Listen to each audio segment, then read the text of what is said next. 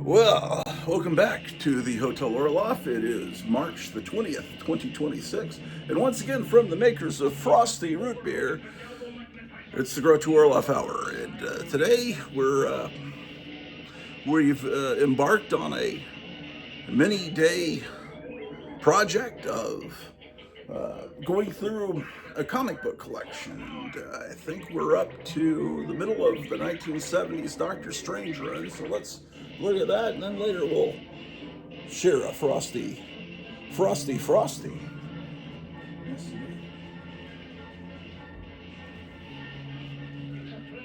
So, with no further ado, Throwback Television is still working on the Roku. It's a Roku app that play. It's a great channel. Right now they're playing Rocket Robin Hood. Hear that narration? Does that remind you of the 1966 Marvel superheroes cartoon? That's because this is the same makers of that. This cartoon looks like a combination of the 1966 Marvel superheroes show made by Grantry Lawrence.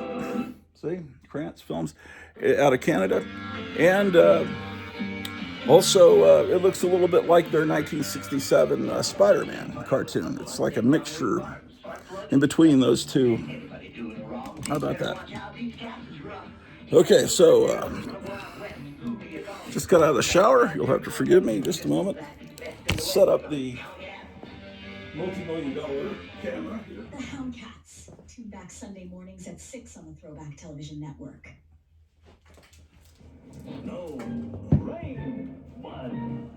So how are you guys doing on this wonderful Friday?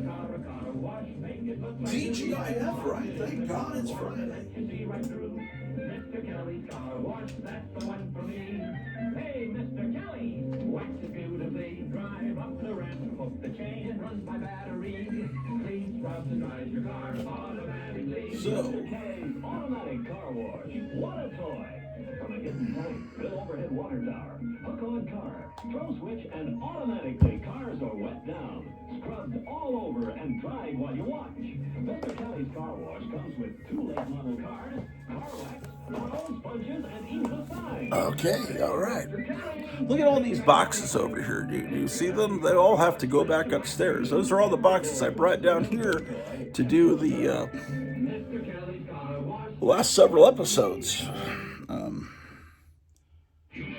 So luckily, I've got a little freight elevator I can take them upstairs with, but trust me, I'm the hardest working man on YouTube. No, that's not true. We know that's Comic Tom, the brilliant genius. And all the other wonderful members of the comic book collecting community that have taught us how to look for key issues and speculate. And where's the volume control?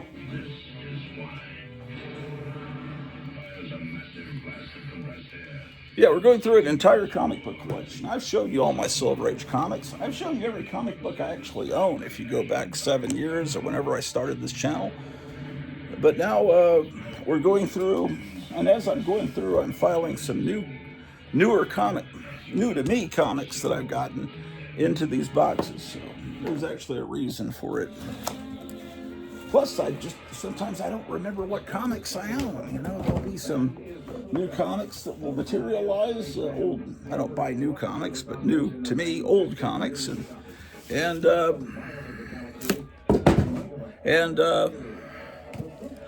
don't remember. Do I own that or not? So this is a way to refamiliarize myself with my collection. Isn't that amazing? Okay. We were going through, maybe we finished going through Doctor Strange. No, this is the wrong box. Okay. Would be this box we did. And, I'm putting some stickers on the front of boxes. This is Gotham City Comics, and I have to thank Jeff. He was a customer that actually goes into Gotham City Comics, and he's a watcher of the show. And he bought 2 sets of all the new Aurora monster scenes model kits came out. He bought 2 sets of the replicas of the torture chamber kits from about 1970. He bought 2 sets, and then kept one for himself, and he got one for Kevin at Gotham City Comics.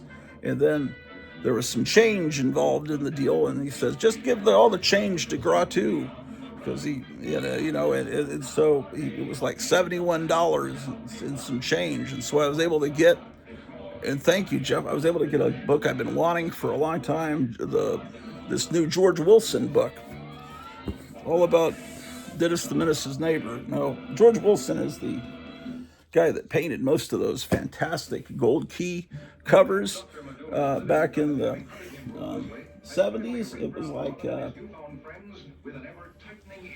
the gold key covers always promised you something, and then you'd open up the comic and it wasn't quite the same art, as though sometimes it was. Sometimes you'd get Russ Manning or some great artist in gold key, but the art was never quite the same as looking at this beautiful, looked like a painted pulp cover.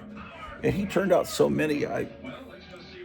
But it's like today with Alex Ross. We'll paint a cover and then you'll open it up and it'll be some crummy modern comic. But you just imagine, what if Alex Ross had done this entire comic? It probably would have still been terrible, but it would have looked good, because the writers today are horrific. And long comic box.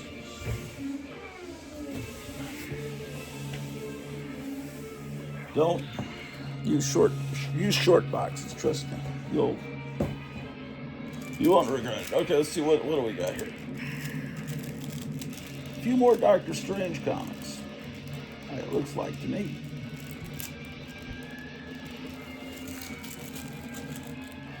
Oh my gosh. So how are you guys doing today? Here's issue 69. How about that? There's a game, Risk. I used to play that with my brother all the time. Risk, Battling Tops, Booby Trap, Battleship, The Game of Life. Remember that commercial, The Game of Life? Okay, 70.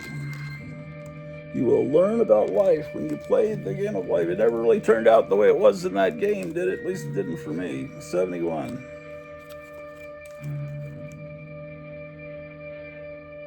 Okay, hold on a second. 72.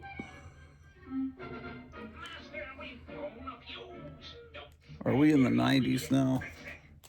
Covers aren't looking as good.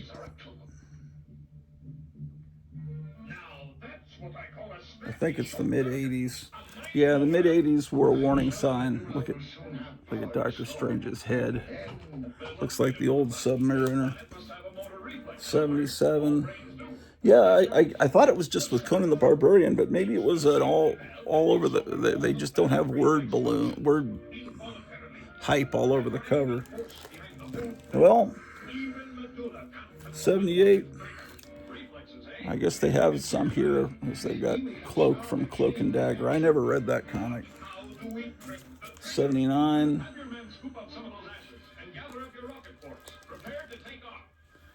Okay, and that's the end of my Doctor Strange collection, because here's Doctor Strange Annual from 1976. Now this looks beautiful.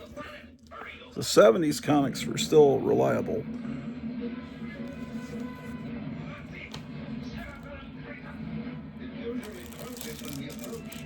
Giant size Doctor Strange.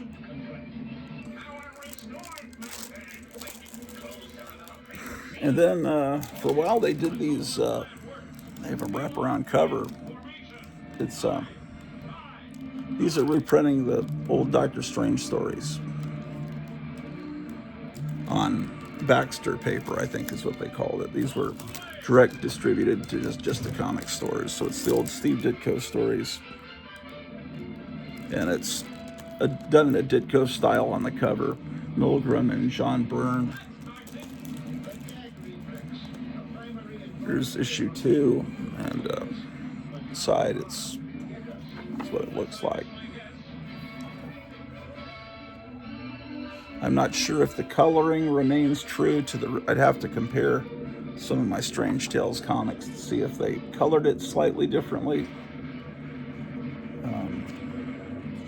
I would rather they maintain the original coloring in these reprints, but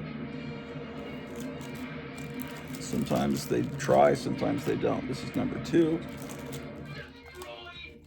Oh, I guess I should show you the. Well, hold on. Since I have one unbagged, 2 copies of this, I'll show you what the wraparound cover looks like. So then I have one in my light. And number 3.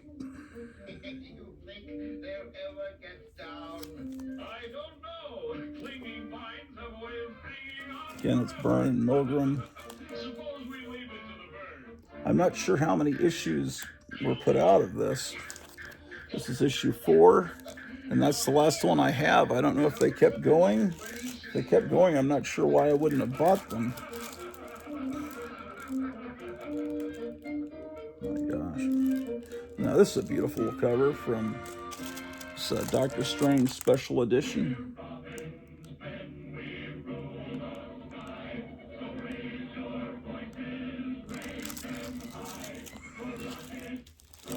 Wow. Incredible. All right. No, there's some more Doctor Strange. Okay, I guess they started Doctor Strange over again. I forgot that that's what they did. Number 5.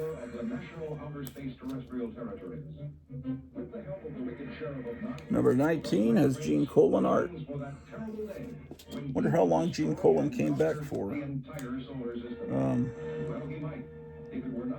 Here's 22.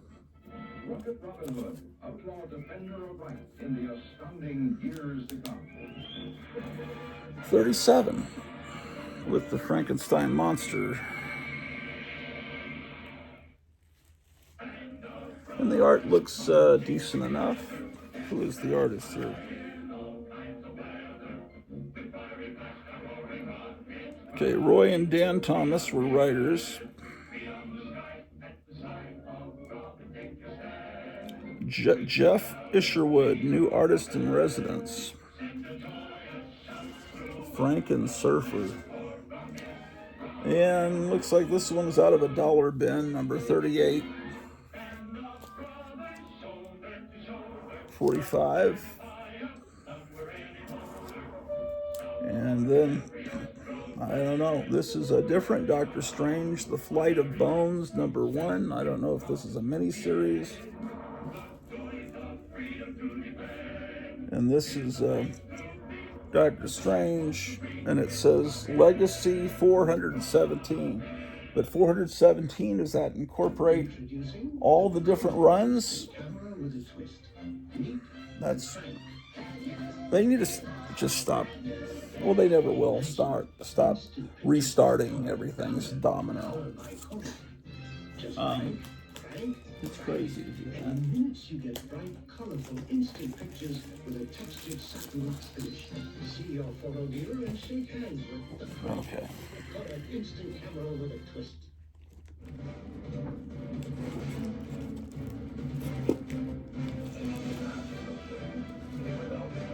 Well, yesterday, I had a plumber out, and I was asking him if he could show up today, because last night, I got paid, and he said, well, it'd be hard for me to show up tomorrow, but I have time today, so my guys could come out today. So I said, and he said, it's okay, you're a customer, I know, I'll send you the invoice tomorrow and you can pay. So a second ago, it popped up on my phone. I know it was like $401, but then I think he was going to add something on for the amount of time he spent. So hopefully that isn't too much. But so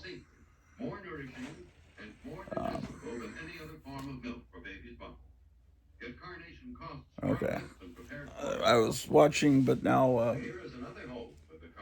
this is, hold on a second. So anyway, got the plumbing. It was, they had to run this snake 40 feet to get to the clog. We don't have roots or anything. It's just,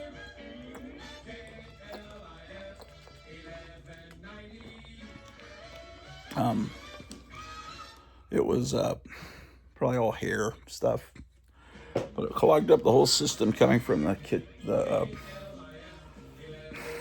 basement. Has got a separate plumbing line than the rest of the house, and it has a kitchen and a bathroom there, and it all runs out.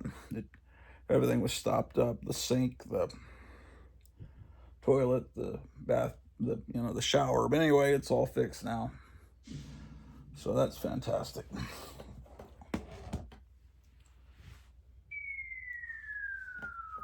Here's a great one: Doom Patrol, number 122. This is when they brought Doom Patrol back, but it's reprints from the 60s, but still an amazing thing to do.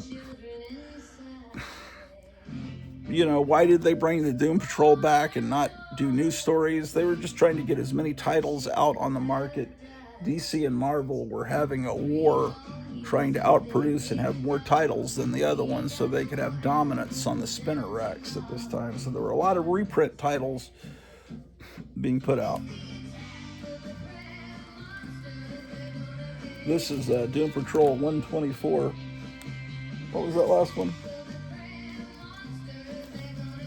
122. So I'm missing 123, and I don't know how long they kept doing that reprint thing.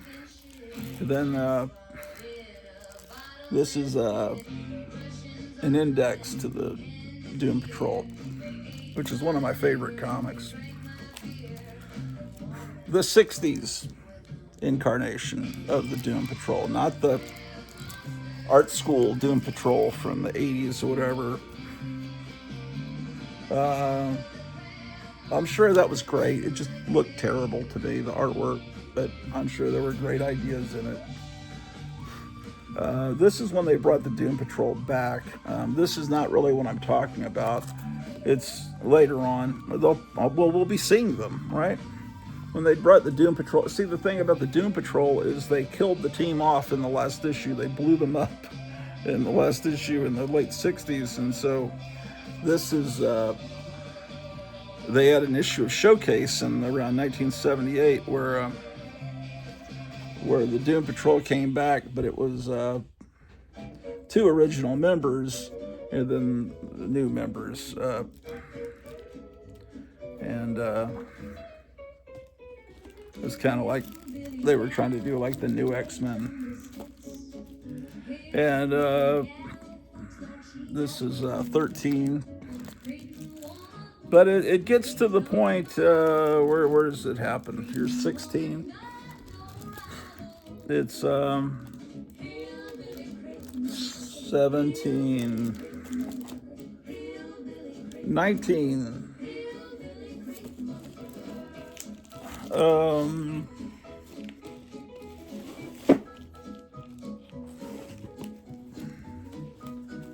20,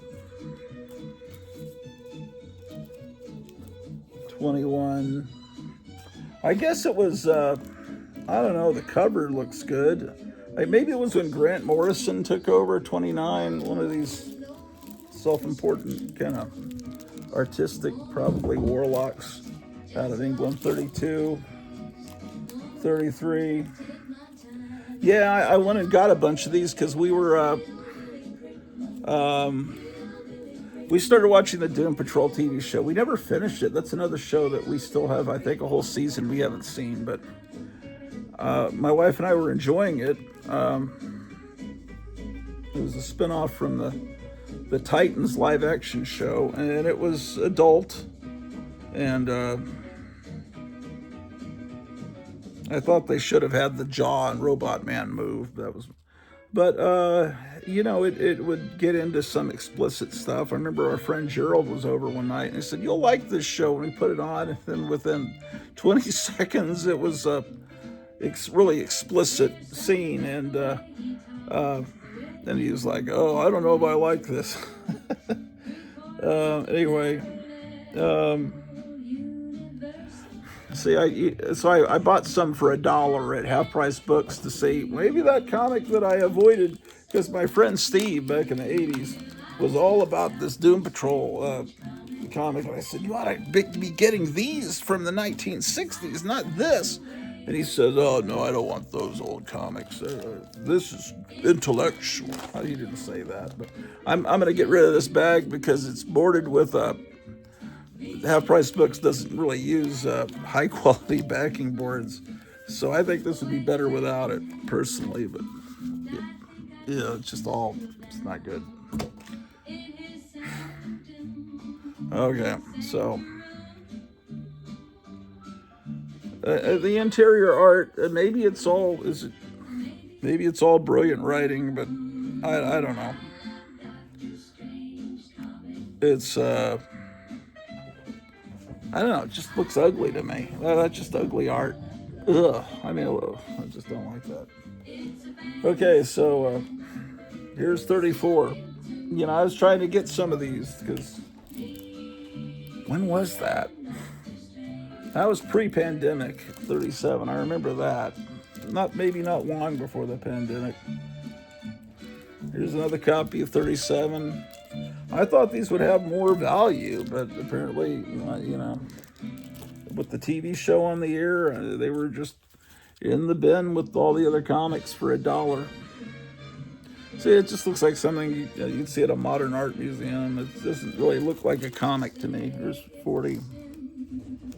Looks better that way. 47. It's another one with this bad backing board. Let's take it out.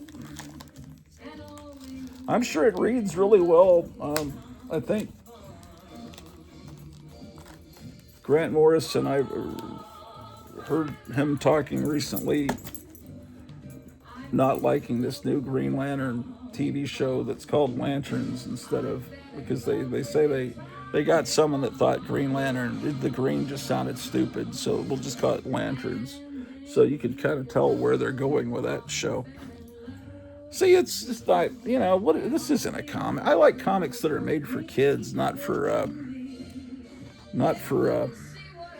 guys that have spent 10 years in art school and sleep on people's couches because they don't want to ever get out of school. 40, that's what this strikes me as, 49.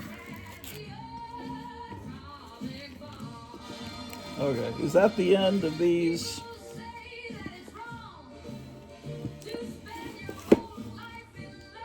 Oh man, I don't want to look at all these. I have too many of them.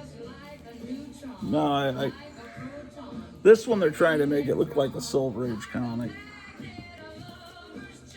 I don't know. We enjoyed the TV show, but would I have rather have seen an adaptation of the '60s Doom Patrol than okay, this cover, they're trying to make it look like a Kirby cover.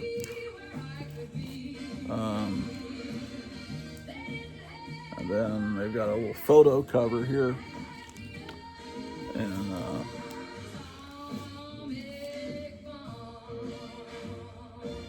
my gosh. So I got all these for $1. But just covers that are just you feel like you want to take a shower after looking at this kind of stuff. It just looks demonic, like I'm going to read this comic, then head over to the OTO Mass and worship Aleister Crowley.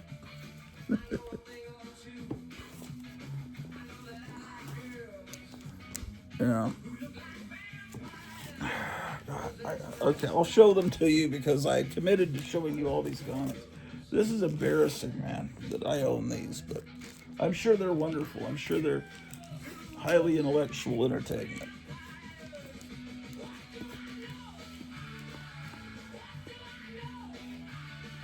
And then this is obviously a different creative team. Okay, this is a whole different approach with different artists, different creative team. Yeah, I don't know what's going on here. This is issue 13 from December 2002. And looks like it's pretty much the original team. 14, I don't know. Then I have Doom Patrol, and Suicide Squad special #1. I guess that's an annual. No, because here's annual #1. Eric Larson. I mean, they're trying to be Kirby, but I don't know. I can't say that I like that art. Oh no, there's another issue of this. Ugh. Okay. Okay. Dragon Slayer #1. There's a Paramount Disney co-production, and it had really spectacular special effects. This movie, a really nice stop-motion dragon, but it was a PG Disney movie. As I recall, it had nudity for a few seconds. It was kind of surprising that that was in a Disney movie. Dreadstar #1. And it seems like some gore too. Wasn't there there was like a baby dragon eating a kid or something, eating their arm? I don't remember. Something was I remember it stuck in my memory. Dreadstar, and I don't know, a couple of these. I don't know why. This was during the 50 Cent era of DC. They put out Dynamic Classics. Nice cover. Earth X. There's an Alex Ross cover.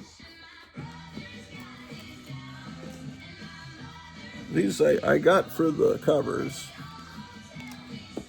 I'll be honest with you about that.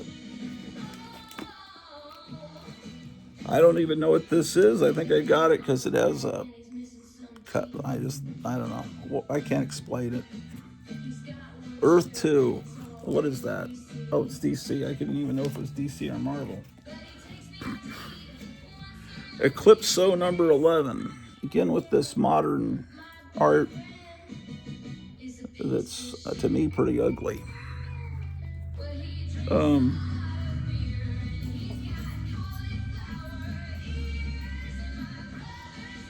Yeah, I don't know. If you like that kind of art, that's fine.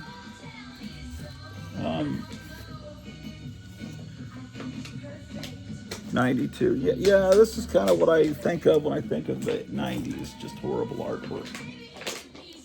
What is this piece of garbage? Electric Warrior DC.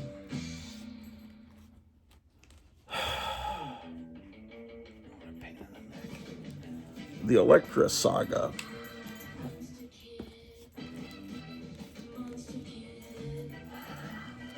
I don't think these are in order. No, they're not. 1, 2, 3, 4, 5. Oh, there's more Elektra Saga. Okay, here's Elektra Saga #4.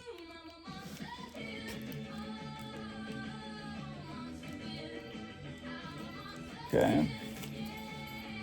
8-issue miniseries, Elektra Assassin #1.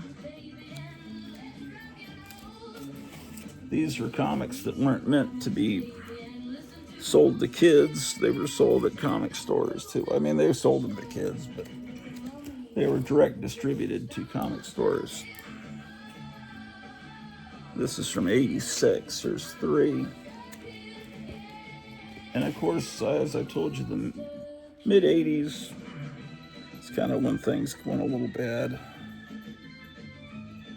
#4. Do I have the whole series? 5.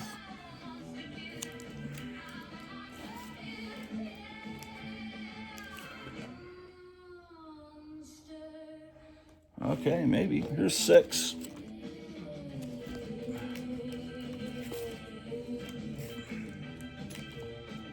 7. It's starting to get that Doom Patrol aesthetic to be sold to art school students. I don't have 8. I have a first 7. Okay, here's the Electra Saga, out of order. Let me put that with number 2.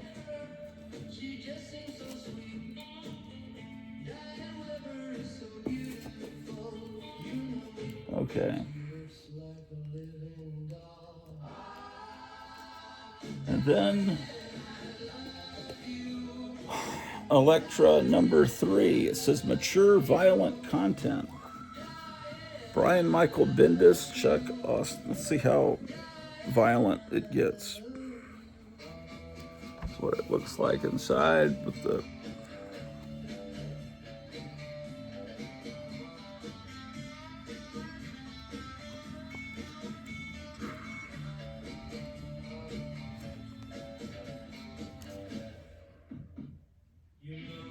I don't know. Well, I see the B word already.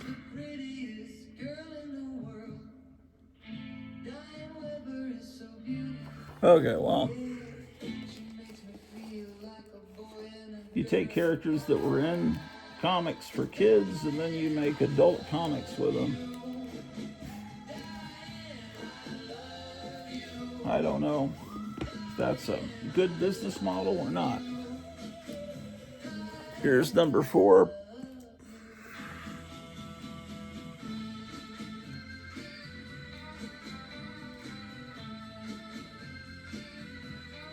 Yeah. So, here's number 5.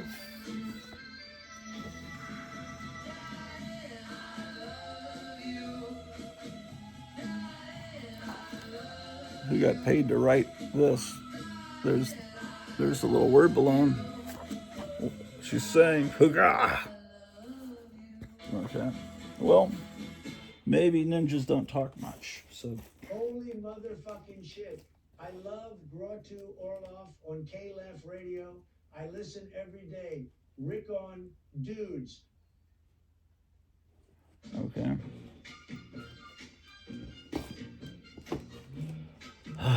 Electra Magazine.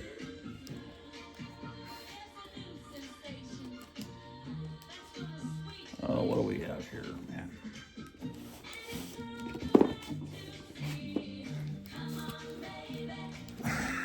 ElfQuest. I never bought this when it was originally published. I kind of thought it was for girls. It's Electra 2. Then someone told me it's actually interesting, so I started pulling these out of dollar bins when Marvel was reprinting them. Number 3. Originally they were printed in black and white, then Marvel reprinted them in color for... It was interesting. I saw a documentary on YouTube about how Wendy and Richard Pini met each other. I think Wendy Pini wrote a letter to into Marvel and the Fantastic Four. It was printed in the letter column of Fantastic Four.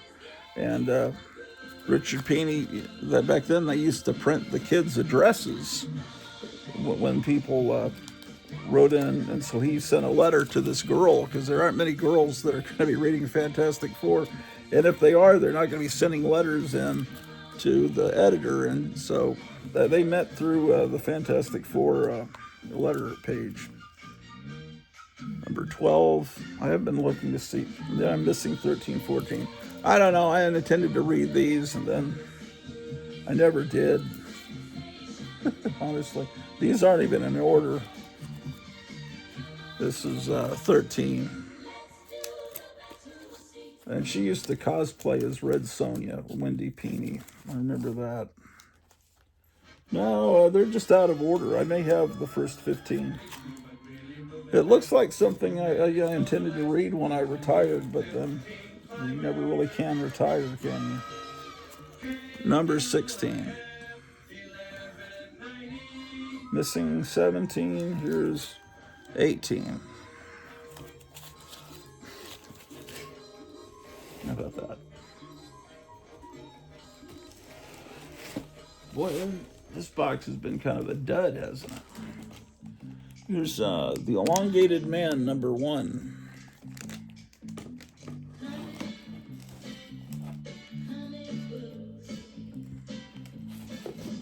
Okay, these went up in value for a little bit, and then you know what it's going to be. And then the movie came out, and it was a big turd. And this is I bought this when I was a kid. The Eternals 2 movie looked nothing like this. I didn't get issue 1. Then I had issue 4 for a brief while. These shot up in value. They were like $80 because people are anticipating the movie, and and that was when Marvel was still putting out good movies. They'd only had a few duds. Right about this time, they also started a TV series based on the Inhumans, and that was horrible. They didn't want to do the special effects of Medusa's hair, so within the first 5 minutes of Medusa being introduced, they had all her hair cut off by some bad guy or something. So you do. The whole point of these Jack Kirby, it's you want them to look like that. But they're embarrassed. With the Fantastic Four movie last summer, they didn't really try to recreate Kirby's machinery and everything. That's what they should have done. They made it kind of this futuristic Jetsons kind of thing, mid-century, but they should have tried to faithfully recreate Reed Richards' equipment. Then they should have maybe hired actors that look like the characters in the comic. That's what I would have done. But 6, nobody asked me. Here's 7.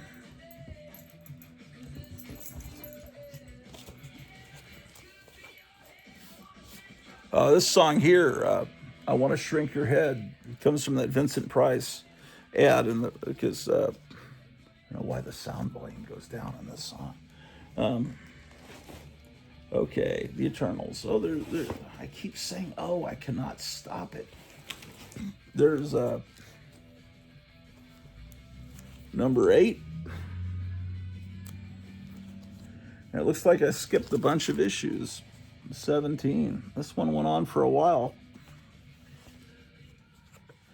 I have a king-size annual when Orca was being advertised. Yeah, it looks pretty good on the interior.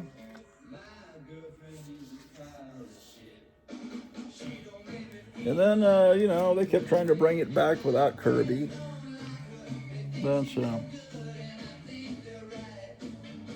Walt Simonson. Excalibur, I never even really understood what it was. It's a comic I never bought. But this one I guess I got because it's a tribute to John Carter, Warlord of Mars. And Excalibur, I think it's like a British X-Men or something. It was always a comic I saw, and then I'd open it up, and people would look like that. They have these elf heads stretched out. Look at this. Remember that Doctor Strange head we looked at? Look at his hands and his head, and they all. Who is this artist? What is this? Watch it be someone I like. Who is this artist, man? Joe Madura, inked by Joe Rubinstein. Oh, and also Hector Collazo. Yeah, this is the 90s. Sums up the 90s to me. This is 90s, isn't it? 92, yep. Ugh. This annual, it's so bad when you have these 90s comics. Night Tiger purged his entire collection of 90s comics. I don't know if he had more than I did, but it just must have felt so good to do that. I tried this Fables comic, but I never read it, to be honest with you. It looked like some of the covers looked okay. I thought, well, maybe this is okay. I'll try things.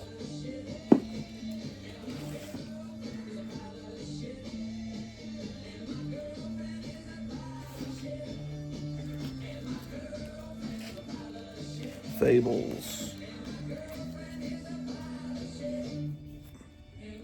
I think it's based on fairy tales, I think, this comic. It's a DC comic. I think this is part of it. Even Christmas Eve in San Francisco. Yeah, well, only, of course, that Christmas happens to fall on the same day ours does. Yeah, I don't know. It used to be. It isn't them. People are spoiling it. They are. You know, this year I saw about 50 Santa Clauses on the street. Fables. It must be confusing for the kids. It's Know confusing anything to me, about it. too. It is. I can't tell which is the real Santa Claus. Well, it's the same one you saw when you were a kid. Oh. Oh, we had wonderful Christmases then. You did. The whole Allen family went out singing Christmas carols, and oh, I wish you could have seen the picture we made. Yeah, I don't even know what this is. We all carried lanterns. Hey, that sounds pretty. No, Fables. George, it looks pretty. Hey, Yeesh. the don't make any noise.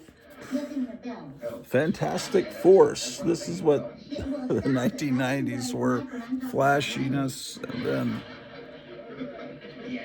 it's so ugly. You were carrying lanterns and you were It's just all so ugly, And man. then we go home and trim our trees and hang up our stockings. And I my Aunt Clara, she always hung up her gloves. gloves. I had Fantastic Force #4, which I'm sure is highly sought after and valuable, and dollar bins everywhere. And here's Fantastic Force #5, Christmas pageant, too. Yes, my sisters Hazel, Bessie, and I were like every other 90s comic. Bet you And look cute. you win your bed. Fantastic Four #6. Why did I buy these? Even at $1 in dollar bins, it makes no sense to buy shit like that. And I can't account for The it. dishes with the gold rim for halo. I just really Very can't. unusual, but very I can't effective. figure it out. We had a halo So that would fit any size. all I can do is apologize. Salad or dessert. Yeah, that must Fantasy Masterpieces. Oh no, the bigger bed. Reprinting the first issue of the Silver Surfer. Now there's going to be a facsimile maybe next week or the week after. I'm not sure of this issue coming out from Marvel. It was the night before Christmas, and all through the house. This is when I can't, I don't know. the origin of the Silver Surfer was told, and Good, and that was the finish. Good Kirby didn't like that he wasn't involved in that, because that's not the origin that he had in his mind for him. #3. I'm not sure if they reprinted the entire run of the Silver Surfer in this. This is late 70s. Well, this is 1980 at this point. #6, I'm missing a couple of issues. Because even at this point, in around 1980, these original comics were very expensive. 7. I remember right about the time Young Frankenstein was in theaters, because I remember the movie was playing at the theater in this little mall in San Antonio. They had a flea market inside the mall, and there was a guy that had a comic book booth set up, and he had the first issue of Silver Surfer for sale for $5, which seemed like an insanely high amount of money. #11. Rochester, how's everything going? Oh, I'm almost finished. Yeah, you know, this might be Jack a very Benny. interesting program. I mean, imagine the studio doing a whole hour television show about the story of my life. Oh boy, I don't know if I'm going to go through Firestorm. Here's 14. I wasn't exactly their first choice, you see, but they found out that This has a Metal Men story. In fact, that's what the cover is. That's Doc Magnus, and those are the Metal Men being fired from his gun in a James Bond looking. So I tried this out. This is recent, 2017. No, 2007. To me, that's recent. Rochester, look at the figures. Some of the words are so light I can hardly read them. Again, I just don't like modern comics, but I own some. Final Night 1, Why should I buy a new ribbon? 2. I have no recollection. Oh, they've got the Elderly Justice Society showing up. He's a little bit harder. Because in this world after Crisis on Infinite Earths, The life of Jack they have the Justice Society being older as opposed to, oh, I don't know. I just don't like the long hair on Superman. I don't like that version of Green Lantern. Why do I own these, man? Someone must have told me this was good. I don't know. Number 4. Oh my gosh, this is terrible looking. 1996.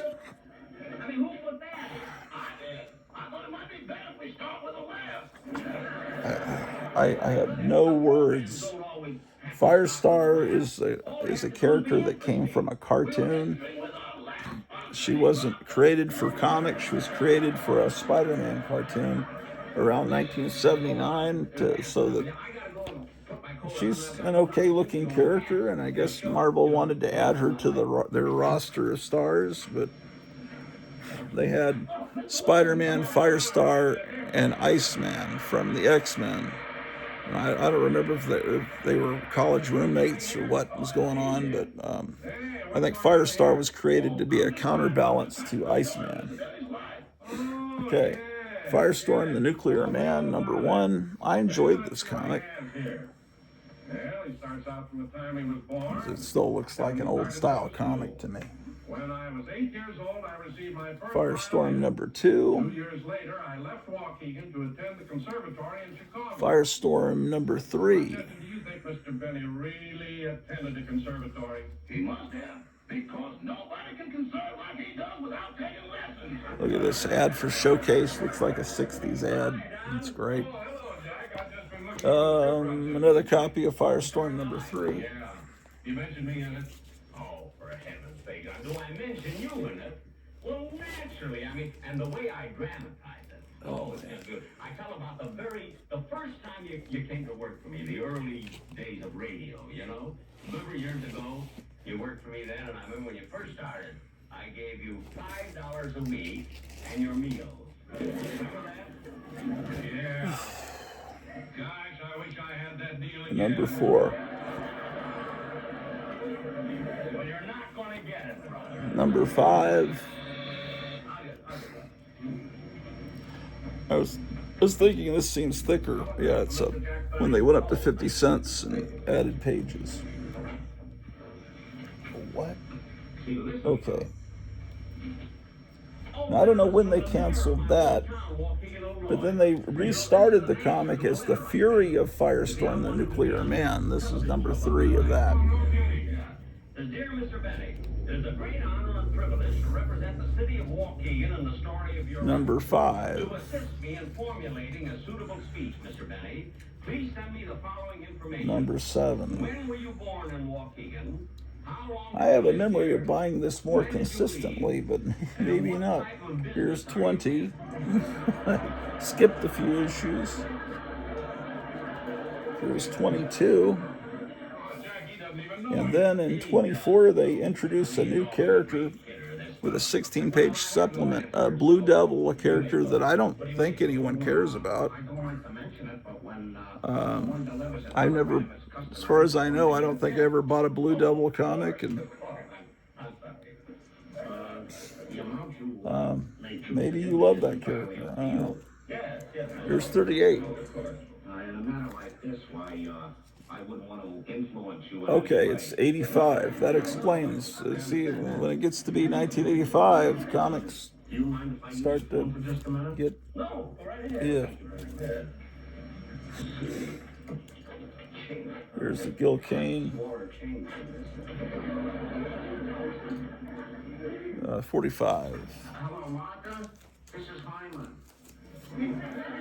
Okay, fantastic. Not any better, huh? Okay, that's the end of my Firestorm collection. What can we do? I know. Mel Blanc, Mel Blanc used to be on the Jack Benny show.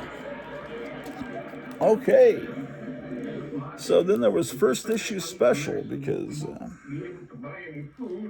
everybody knew that first issues sold well. They were sought after, so they a bunch of this is kind of like they're trying out comics. This is Atlas Kirby character. This is my childhood copy of issue 2, The Green Team. Boy Millionaire. Here's issue 3 with Metamorpho. They're attempting to bring back Metamorpho with the original artist Ramona Fradon.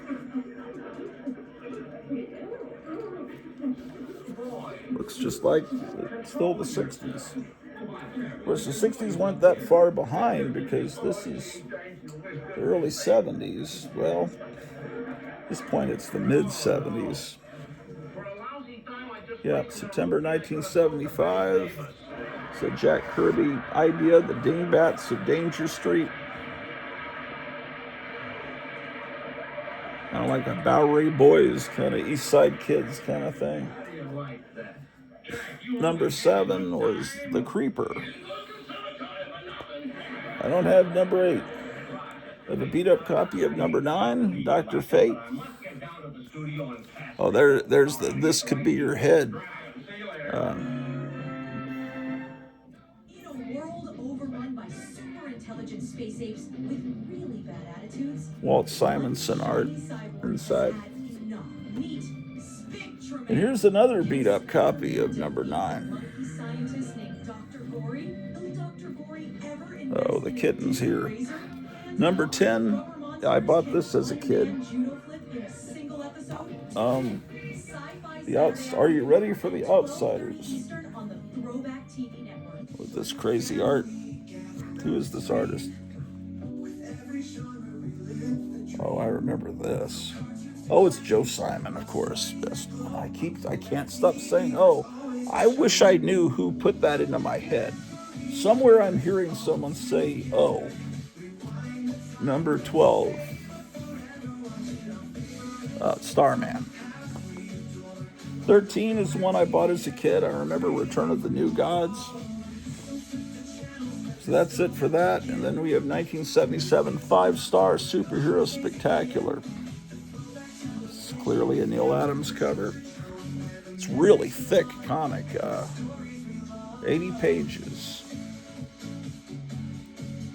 This feels just as thick as those 100-page comics. It's a $1 comic. And then this is how they used to do facsimiles, but not with the original ads. It's a reprint of Flash Comics number 1. And I have My towels are back in stock. Flash 214. My earlier Flashes are going to be with my Bronze Age comics.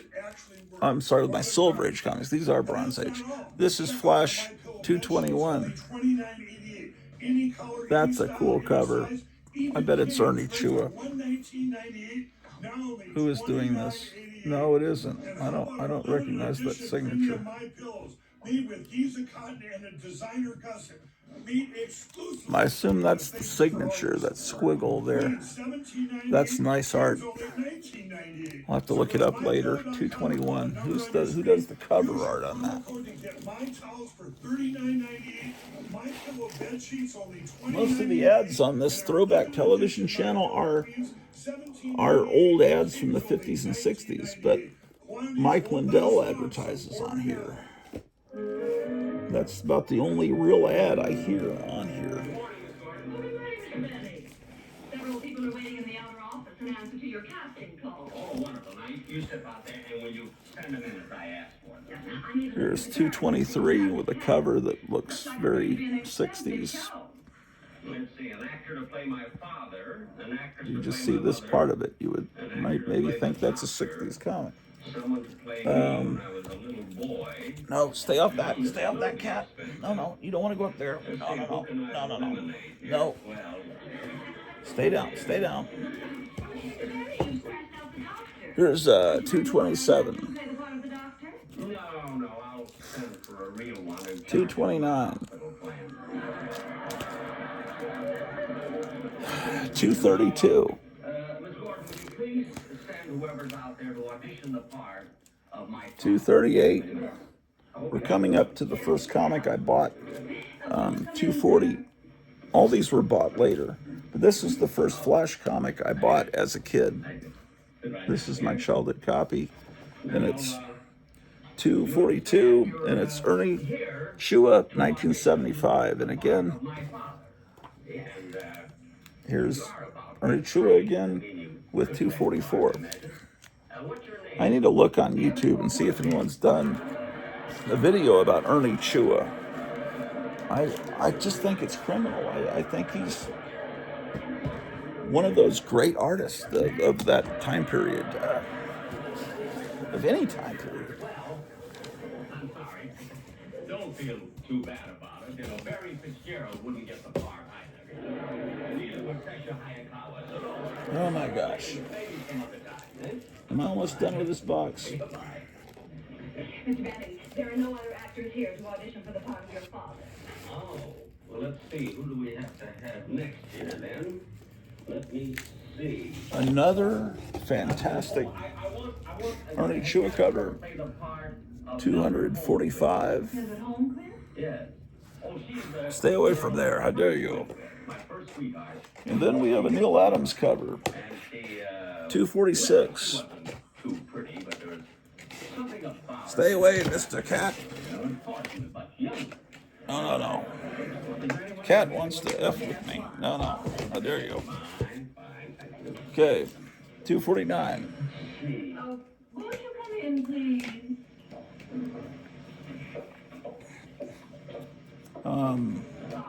250.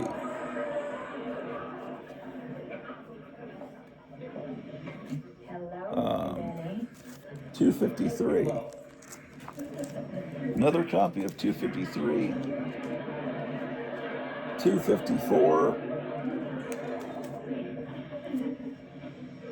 255.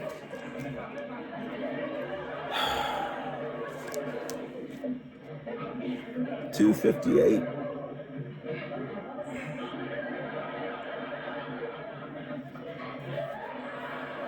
That looks like that hurts. 264.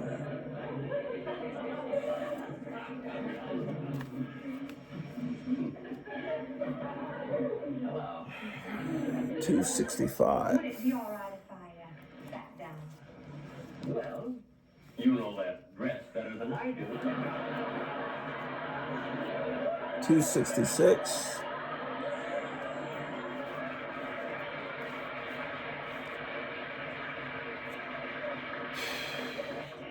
267. Sit right down there.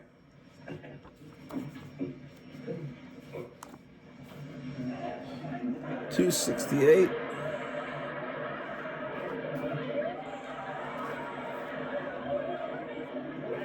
269. The part of your first girlfriend. Yes. Her name was Mildred Holmquist. 270. No, but I can rewrite the part.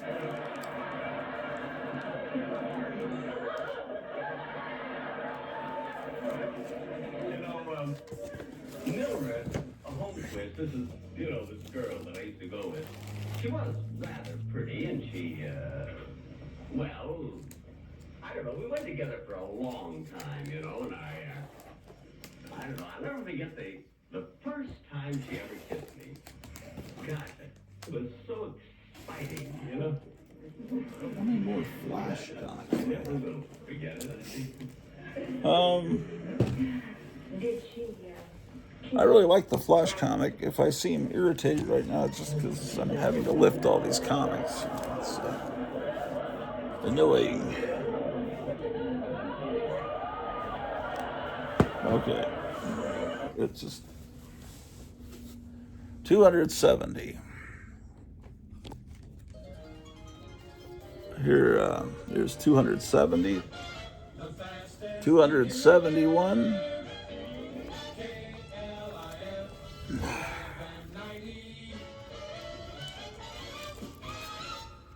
277. 278. 279. 281. 285. What happened to the Flash in the 90s? 288. Did he get just as bad as the other characters? 306. 308. 312. 324. 336. Okay, 350. Goodbye Flash, double-sized, last issue. And then I have my Flash Spectacular. And then they restarted the Flash. This is June of '87. Flash number 1. Okay. So we're set up for the 90s now with a new run of the Flash.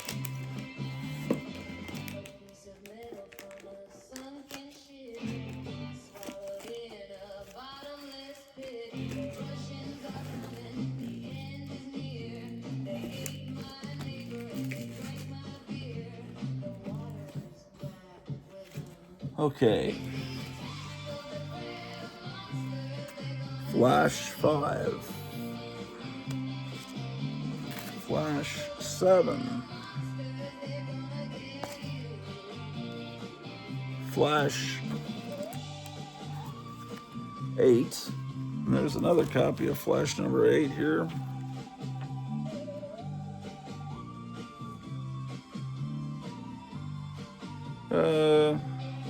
Larry Malstadt, inker. Jackson Juice, penciler. It's starting to get that 90s kind of look. Here's number 9. And this guy is not called the Hulk, he's called the Chunk. Look at that guy. I've got 3 copies of that. This is 10.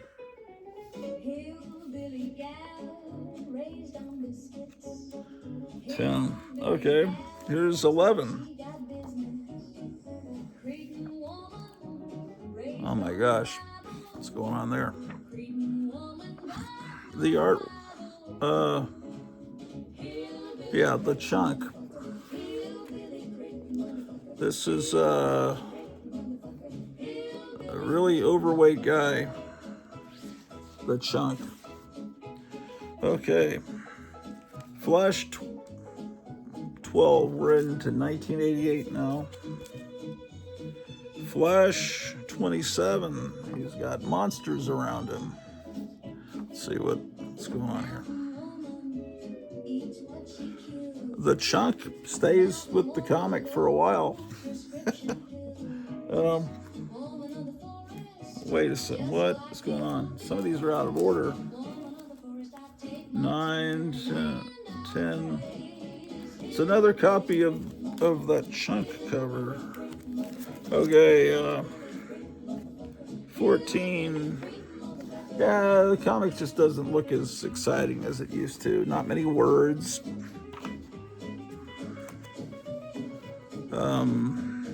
15. Very bland looking. I didn't show you the cover. Yeah. Flash 22. This looks like about the time period. Now this one, I skipped a few issues.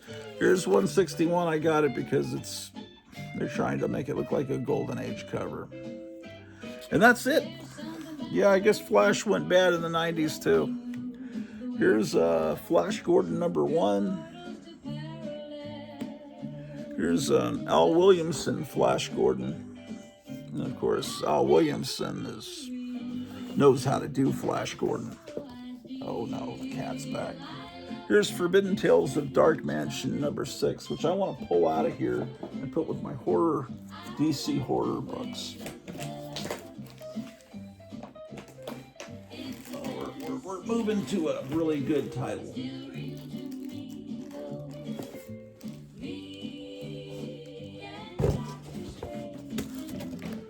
4-Star Spectacular number 2. And I don't have 4-Star Spectacular number 1, but the great thing about this, that's got to be Ernie Chua. Yeah, Ernie Chua, 1975. These are reprints from Kid Flash, Wonder Woman, and a Superboy story. They're just fantastic reprints. And then here's 4-Star Spectacular number 3 with another great Ernie Chua cover. I'm watching that cat. Number 4. Yeah, I wish I could find number 1. Another copy of 4. This one was my childhood copy of this one, Wonder Woman and Superboy stories. And number 6, again, Ernie Chua.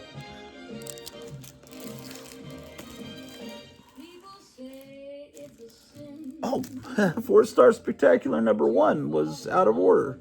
So maybe I have the whole run of it.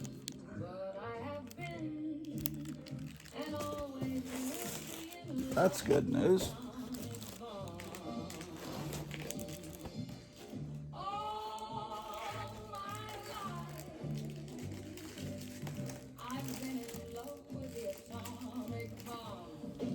And then here's 2 copies of Forbidden Tales of Dark Mansion number 7.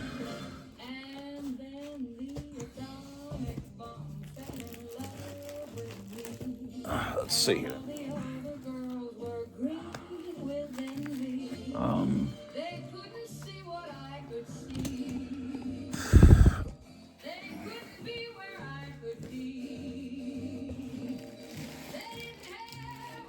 Ooh. Wait. This stuff is out of order.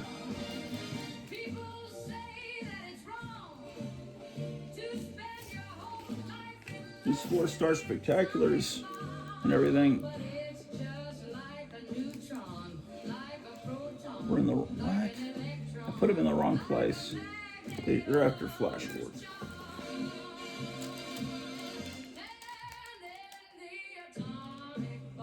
Okay, all right.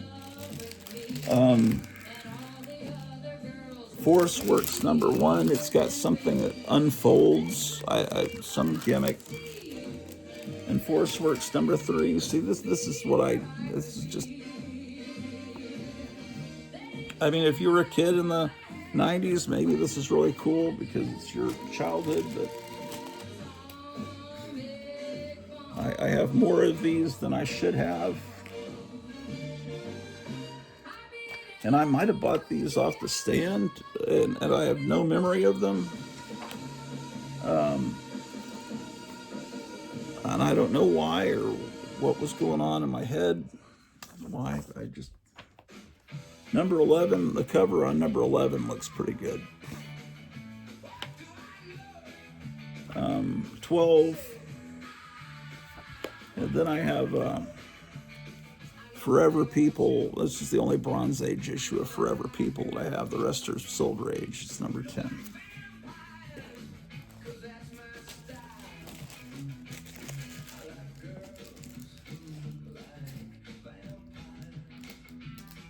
Oh my gosh.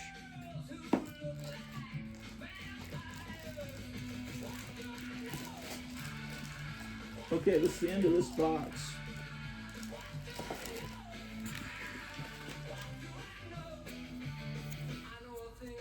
Franken-Castle number 1. It's a combination of Frankenstein and the Punisher.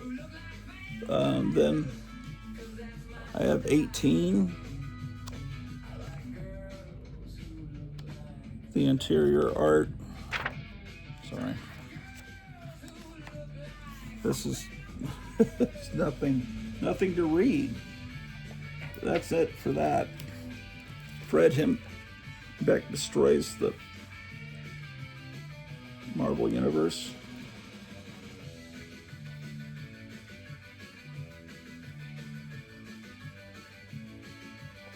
Hold on a second.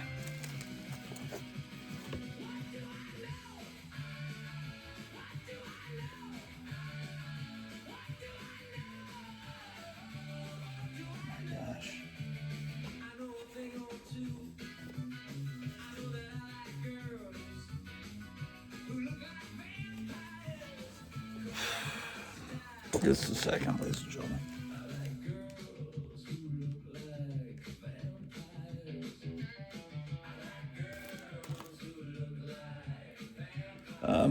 Freedom Fighters #1. Ernie Chan cover.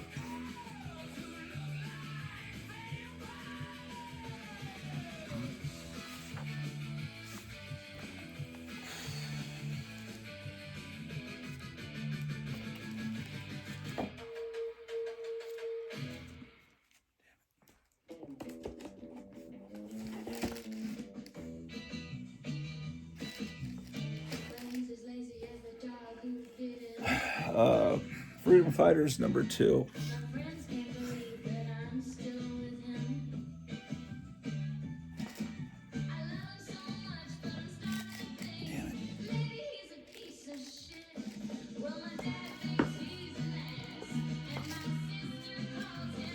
Freedom Fighters #3.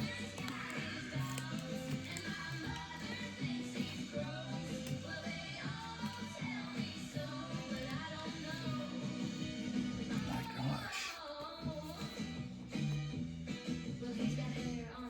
Freedom Fighters #4.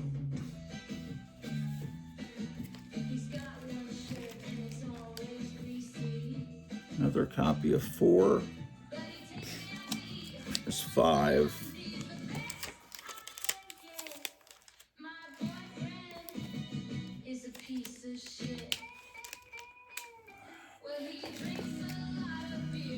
Here's 10.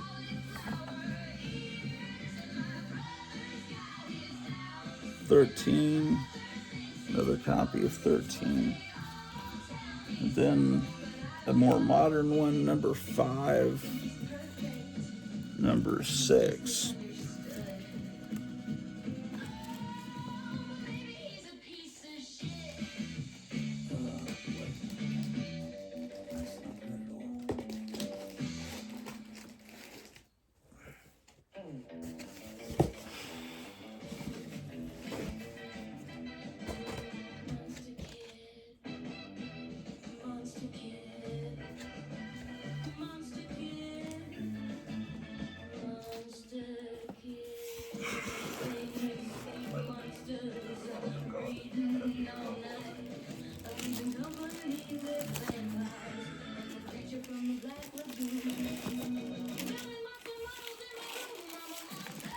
Time is it? 9 in the morning.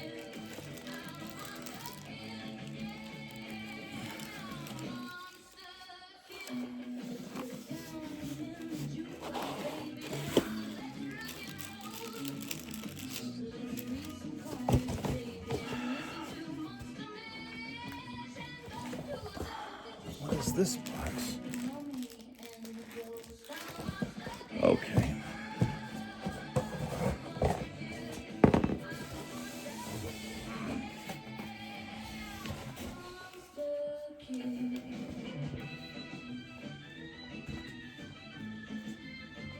Forbidden Tales of Dark Mansion. These are gothic horror stories. There's several gothic horror comics that DC did in the early 70s. I don't know, I wish I had more of them. Done for the audience of Dark Shadows. A lot of them would have the title Dark, or the word dark in the title.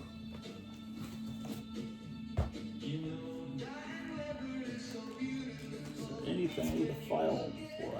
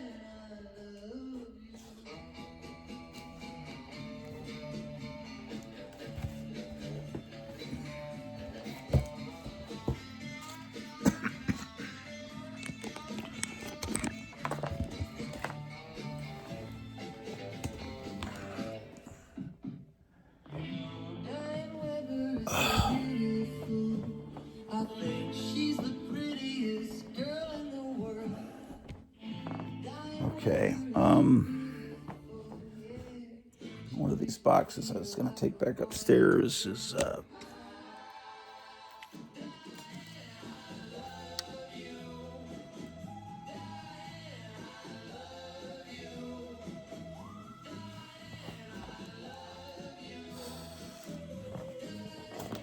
it's over here.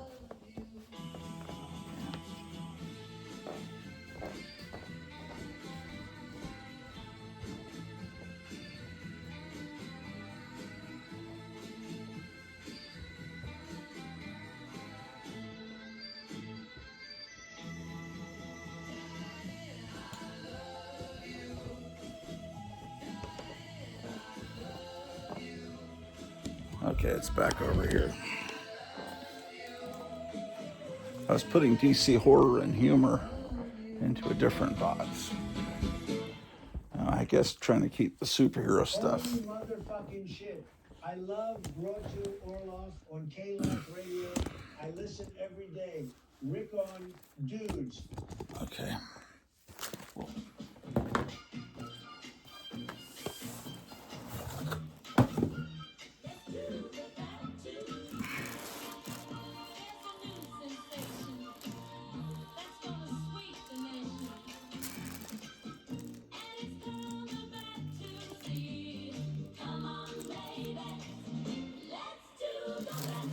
okay, so we got DC, Binky's Buddies.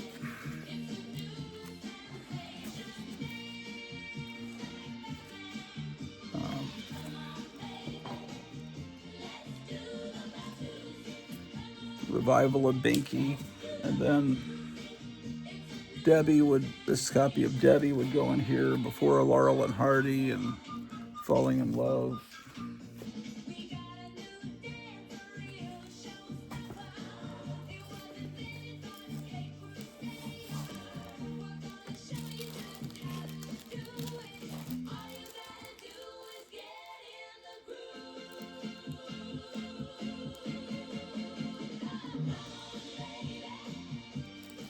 Okay.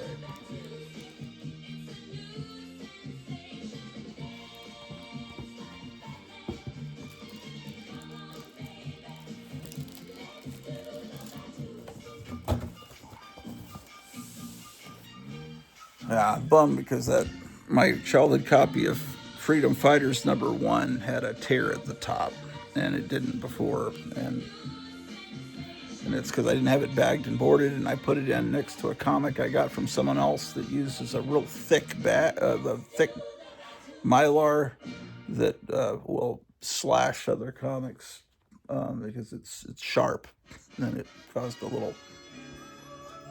So I've got to replace Freedom Fighters #1. I don't know if that's an expensive comic or not. So that's why I started getting pissed off. I don't know if you noticed with I didn't show the top of the cover of Freedom Fighters #1. That's why.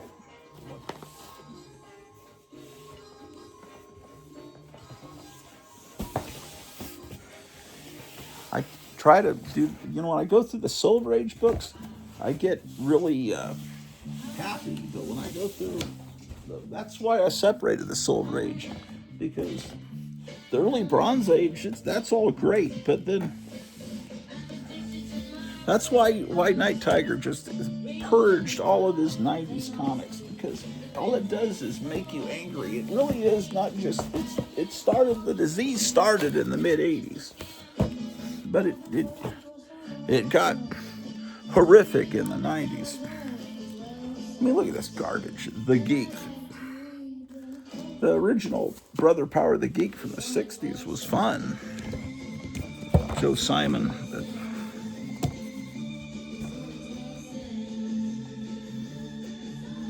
Fun and games. Nobody's done the games in this, as far as I know.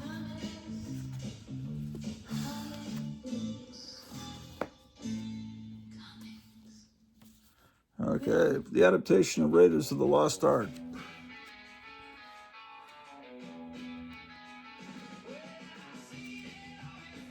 Yeah.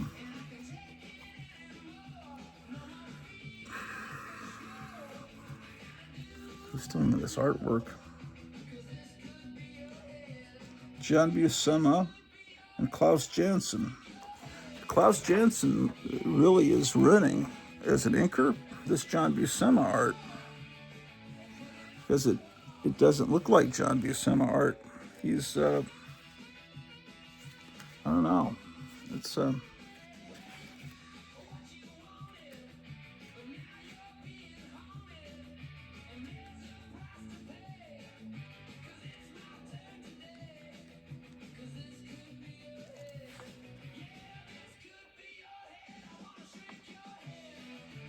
yeah, this is kind of a controversy. If you watch Raiders of the Lost Ark again, when he meets Marion Ravenwood, you realize that it's there was some inappropriate stuff going on with Indiana Jones in the past. They don't recreate that dialogue there, but question, what were Spielberg and Lucas thinking when they wrote some of that dialogue? Okay, well, Raiders of the Lost Ark 2, and that must complete it. Then they have the Further Adventures of Indiana Jones, which at that point you thought, this is going to be a great series of movies, and then the second part came out, and it was a big letdown. There was this horrible screaming woman throughout the whole thing that was in it because it was Spielberg's girlfriend at the time, or wife, and then there was a little kid named Short Round, and I mean, it wasn't terrible. It was not as good as Raiders of the Lost Ark, and then the gore in Indiana Jones and the Temple of Doom, along with Gremlins and Poltergeist, but all three had the Spielberg name attached to them, caused the MPAA to start the PG-13 rating, because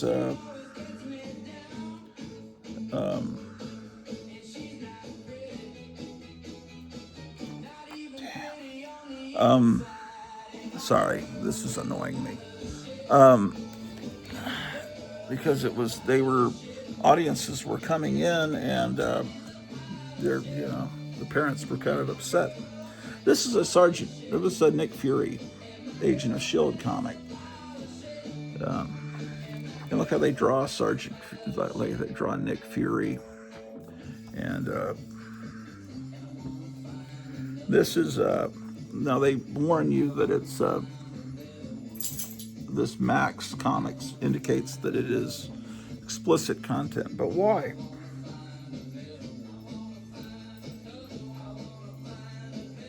They're selling this on the back.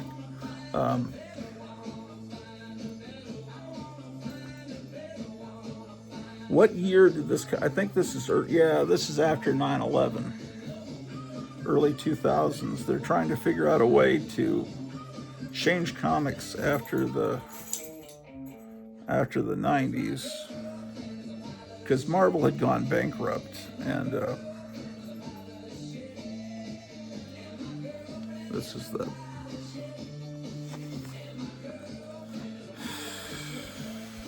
so there's going to be cursing, there's going to be nudity and extreme violence in comics that were originally meant for 10, 11, 12-year-olds.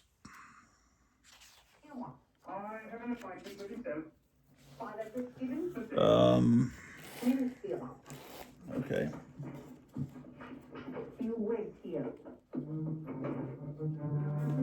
That was issue 3 of that. Looks like I also got issue 4.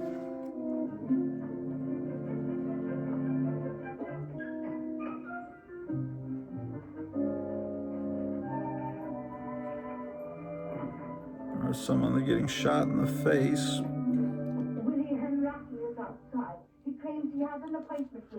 There's the F word. So they're making R-rated comics. You be careful, Father, because if he isn't now, he soon will be. Yeah, it's just, well, just wonder who approved this. Who approved this idea, doing this garbage. Of course, why was I buying it? That's the next question. I don't know. Here's a battle scene. You see people's brains getting shot out, and of course you're probably saying, that's neat, I gotta find that comic. 5, 6. These covers are all very, they look like they'd be in a modern art museum. They're not, they don't look comic booky. Okay, so they're doing hand signal. Any breath comes short and shuddering. You are afflicted with dizzy spells. I shouldn't wonder. Like a whirling. Okay, so this is kind of what you're dealing with, you know, strangling someone with their intestines.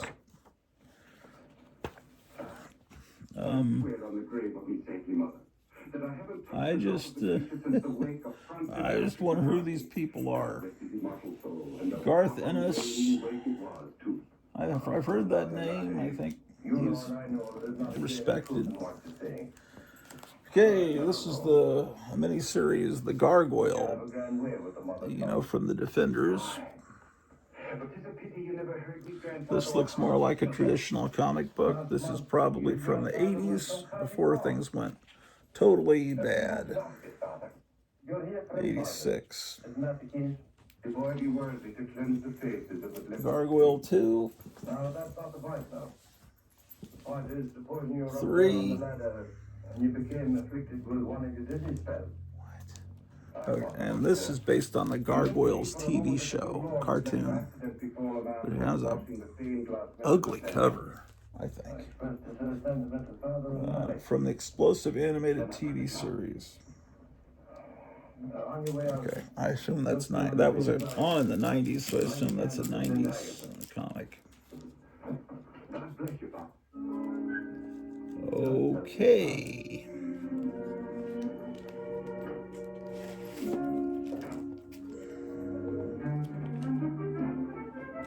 Oh, this is not what the cartoon on Saturday morning looked like. This looks like a 90s comic.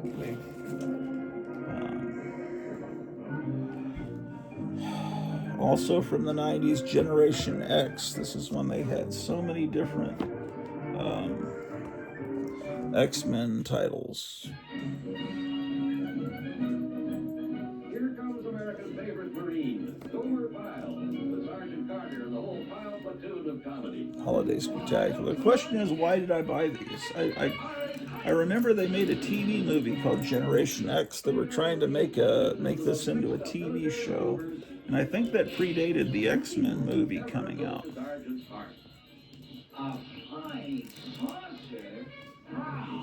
There's someone doing that Illuminati hand signal again. No wonder the sergeant has to get away from it all. And Gomer, too. And they put out this generic comic book.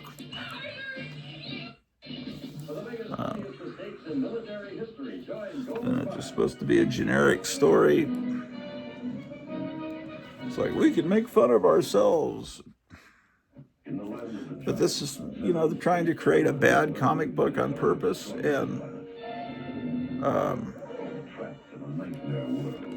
And still, what they've created is better than any of that 90s stuff we just saw. This comic is from 1984, April of 84.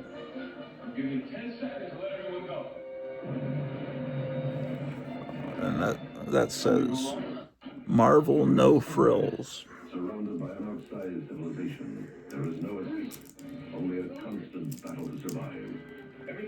Here's my childhood copy of Ghost Rider that I got at the 7-Eleven in Hampton, Virginia. I walked there and bought this.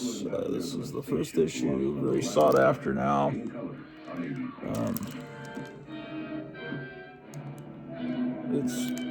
I bought it in second grade, so, you know, The spine ticks are, all the damage to that is because of me. Can't blame anyone else on that one. I like this character. Ghost Rider 2. I have the Marvel Spotlights that preceded these two. There's issue 3. This is also my childhood copy. Then I'm missing a few issues. Here's number 7. I'm afraid the deal is off. The deal is off, but I've already allocated the men.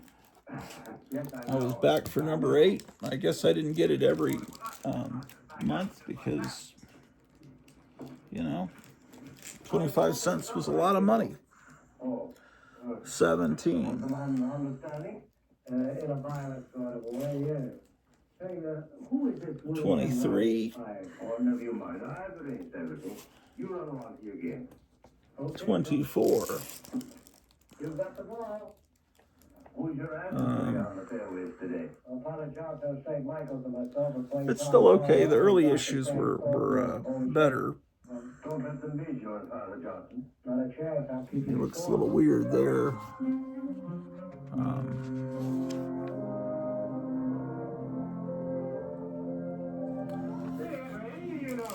24. Yes, indeed.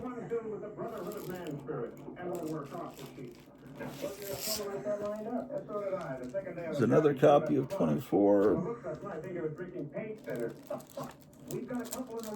25. 26. This is not my childhood copy. So maybe you know him, a neighborhood character named Willie Henratty. Willie Henratty? Willie Henratty? Did I say a bad word? Yeah, the artwork has You know him, Fred? is not as good as it was at all. We're into 1977 here. This is I bought this one off the rack. Sits in this My Light.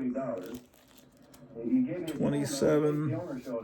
I don't think Marvel was treating this book with the same care as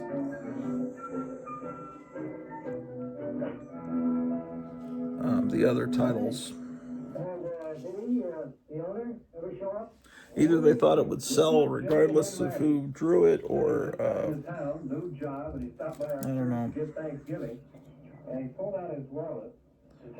It looks like the artwork's gotten better here in issue 28. Who's this artist?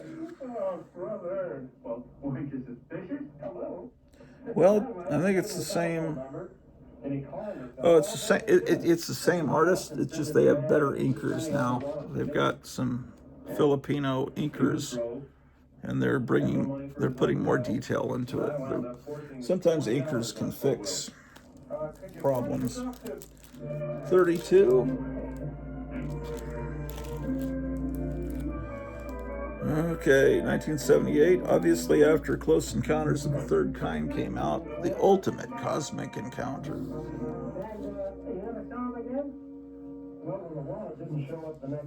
It's meeting bikers from outer space coming out of the spaceship.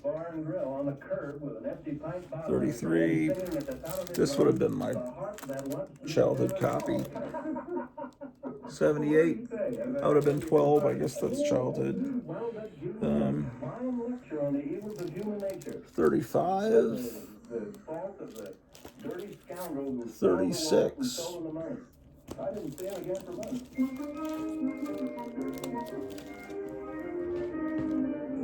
How do you mean, handwriting, Chuck? Pull a wallet check on you?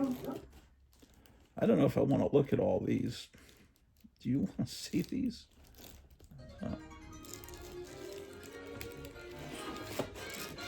The fastest thing in the air.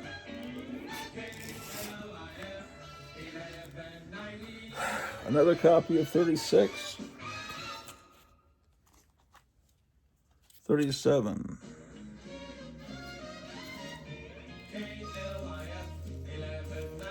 38.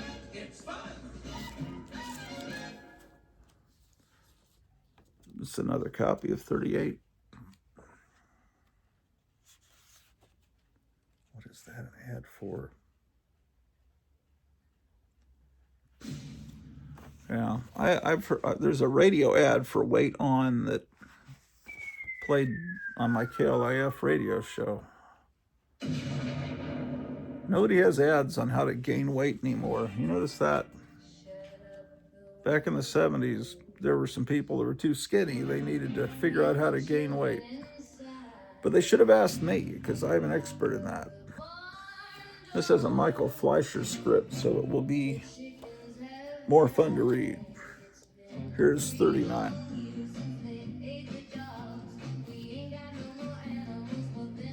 Michael Fleischer's still here. Put stars on your t-shirt.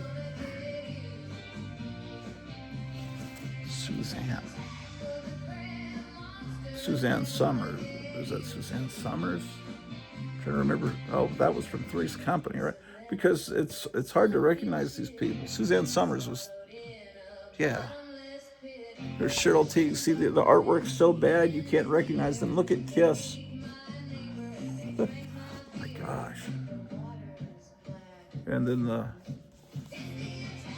Dallas Cowboy cheerleaders. You could put yourself on a baseball card. Wonder how often those pop up in baseball card collections. Cards with kids on them. Personalized. 39. 40. This artwork based on 3 Mile Island is an improvement.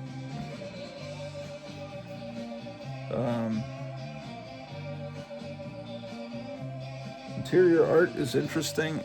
Look at the lettering. It looks like Charlton lettering. It doesn't look like Marvel lettering at all. This is very interesting looking comic. Look at that lettering. Who's the letterer? It's Diana Albers, Don Perlin art. So they got some girl to do the lettering, Diana Albers, some lady. It's just interesting. It looks different. Let's see, that's 40. Let's see if she's still lettering on 41. Yeah, it looks like it. Looks very different. It looks, it's amazing. Just the lettering will change the whole feel of a comic. It looks like you're reading World of Wheels or one of those Charlton. Oh, look, they have Laurel and Hardy appearing. Okay, so that was 41. Now we're up to 44. Okay, now we have regular Marvel lettering again. Let's see, it's still Michael Fleischer reading. Letters are Clem Robbins. Clem Robbins. Nobody ever looks at who does the lettering in a comic. Okay, 44. We're up to 1980, 45.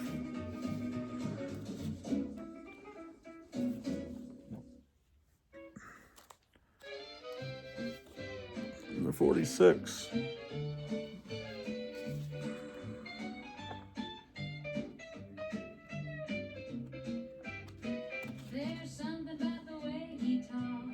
Michael Fleischer script, art by Don Perlin. Another copy of 47. I've got 2 more copies of 47. 4 copies of that one for some reason. 48.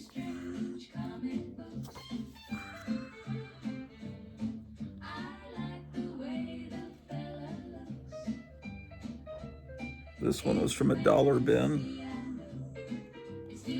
because it's got the stamp from Lone Star Comics there.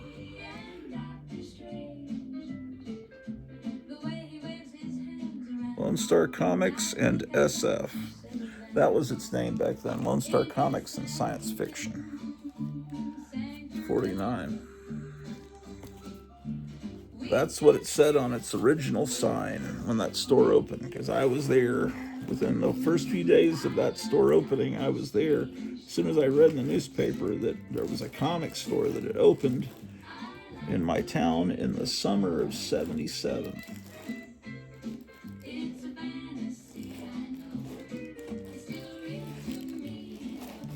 Oh my gosh.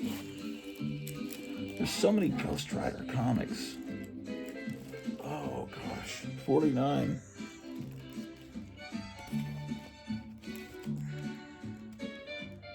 $50. There he is with the original Ghost Rider, who's now called Knight Rider. Another copy of the same issue. And another one. I'm back for $53.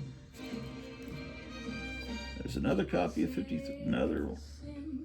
Okay. $54.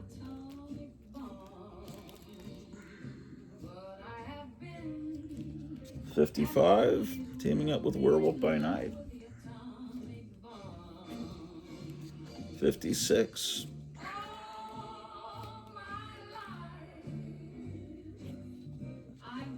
$57.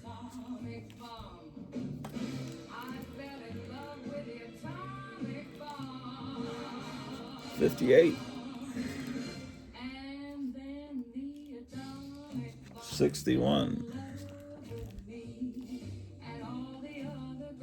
$63. $66. $67.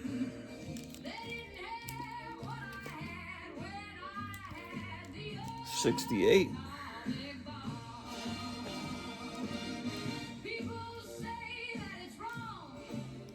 $69.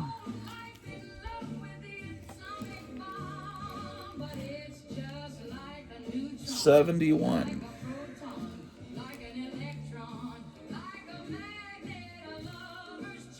$72.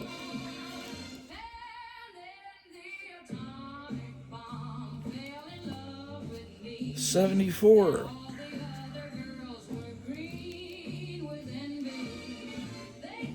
$75.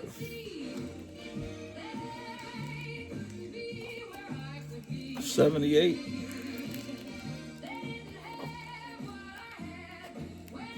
$81.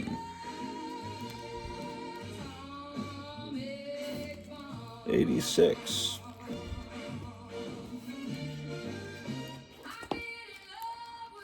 Okay, and that, I don't know, that suddenly I have number 6, so this is a different run. I think this might be a glow-in-the-dark cover. I don't think it is. That's number 6 of a new run. This is obviously the 90s. This is a glow-in-the-dark cover here, 15.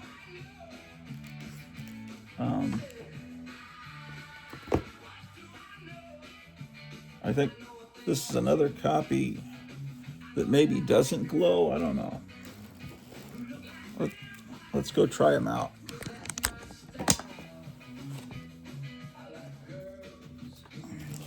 But then I'm so sick of you. Because that's what they had to do to sell comics in the 90s, is these gimmicks, you know.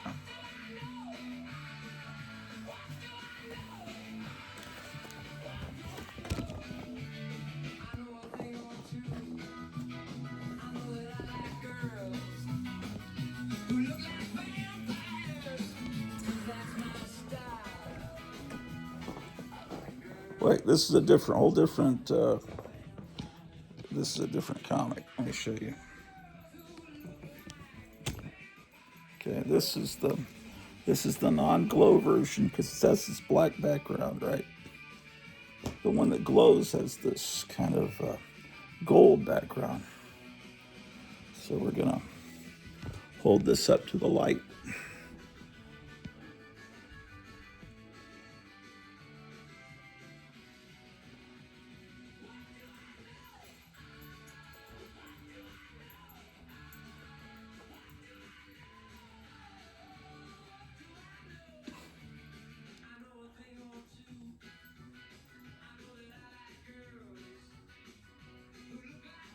Okay, was that enough? Let's see if it glows in here.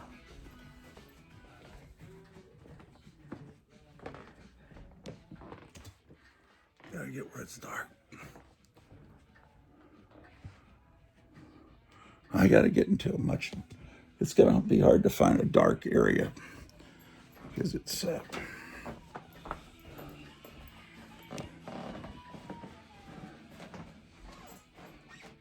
don't know.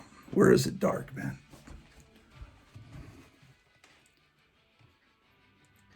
All right.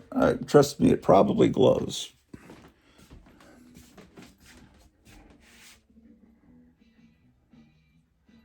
I don't know.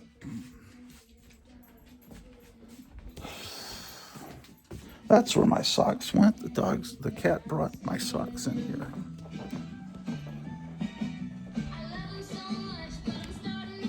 Oh, I left the other comic over here.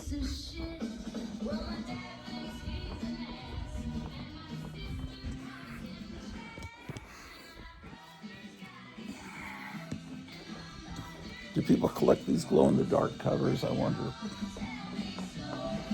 Let's look at the interior and see how crummy it is. Maybe it's okay. I don't know. I'm just assuming it's crummy.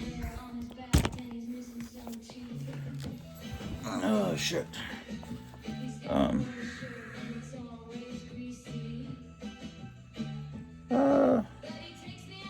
It's not as bad as I thought it was going to be. I hate the gritty feeling of touching this glow-in-the-dark stuff. It's probably not good for you. Who cares? And again, I don't know why they started new numbering. Well, I do too. It's just so they can have a new issue #1 and sell.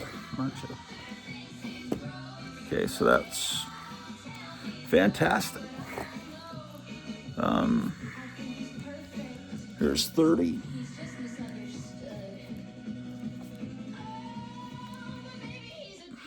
$35. 36.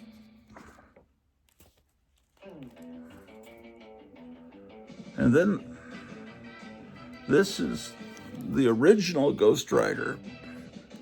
It's representing the first appearance of Johnny Blaze. So this is reprinting the old stories. So that was something they did well in the 90s, is reprint the stuff from the early 70s. Because see, when Mike Plug was drawing it, this is my Ghost Rider.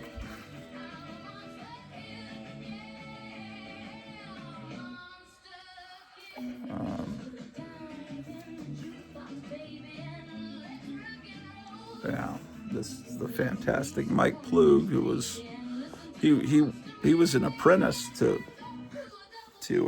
Will Eisner. So can't you see Will Eisner in that face there? He worked with Will Eisner, so you can definitely see that.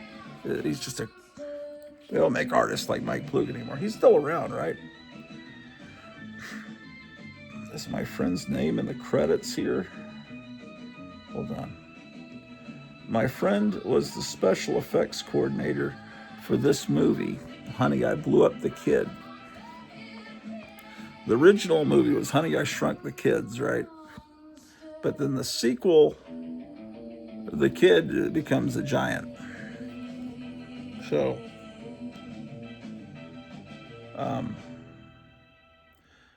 my friend Tom was on the shorter side, and he had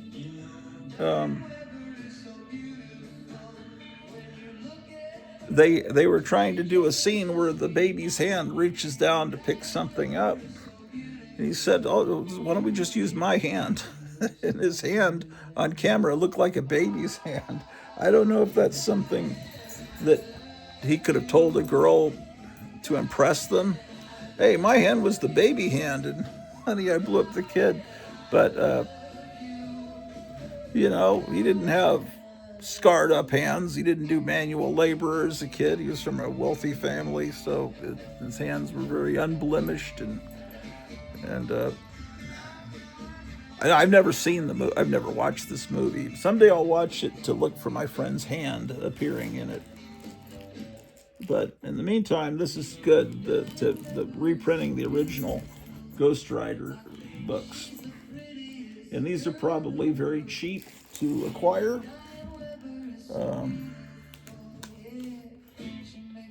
Here's issue 2. I mean, the cover is terrible, but everything else about it, the ad on the back is ugly.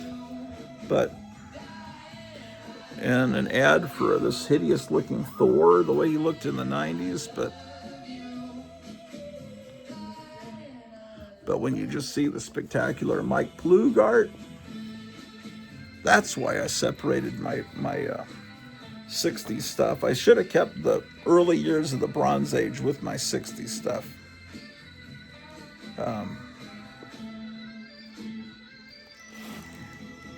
I think the first few years of the Bronze Age, I think that I kind of agree with Captain Strangelife, who said on YouTube not long ago that he thinks the Silver Age continued on through about 1975 when comics went to 25 cents. And I think I agree with that. That's the quality was still consistent. Ghost Rider 3.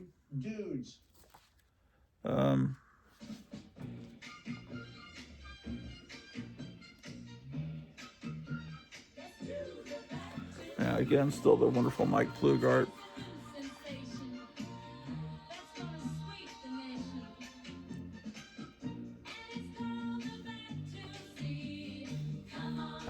I didn't get issue 4. I have issue 5.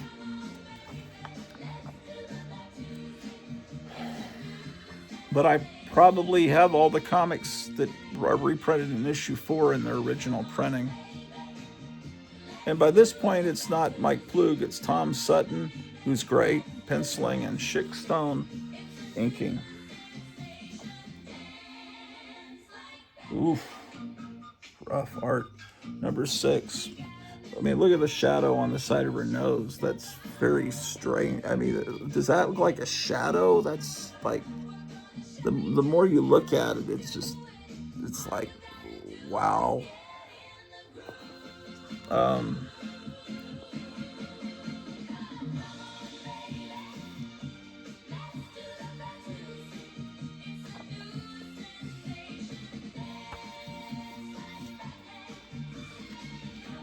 Yeah, Tom Sutton is the artist.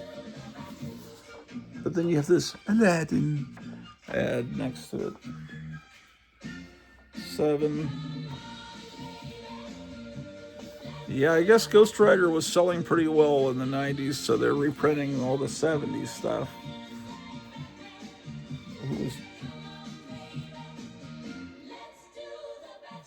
Yeah, that's my time period. 14.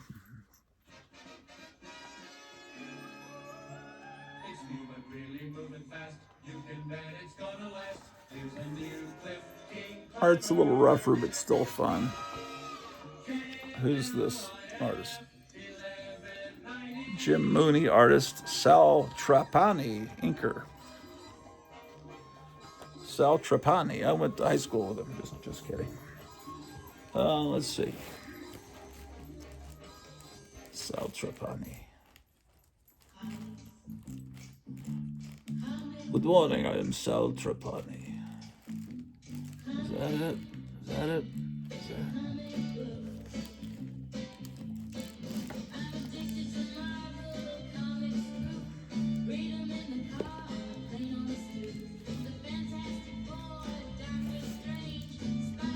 What is this now?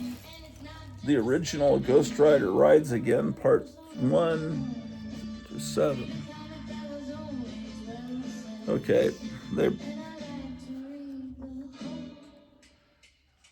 is this newly done? All new retelling of the origin of the Ghost Rider, and the artwork's not bad. When was this done? When comics were $1.50, 1991. Yeah, I mean, it still looks like a real comic book. Then I guess this came before that, what I just showed you.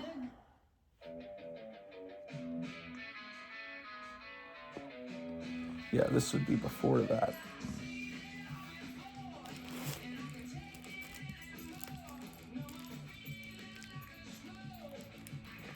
Yeah, I'm going to move these books in front of those.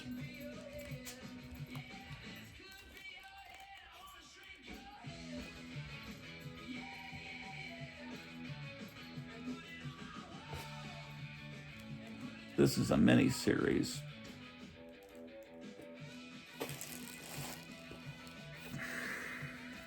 There's 3.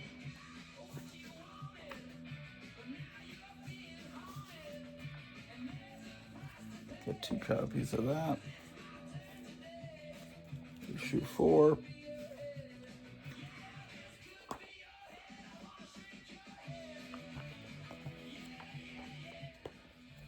And then this 5.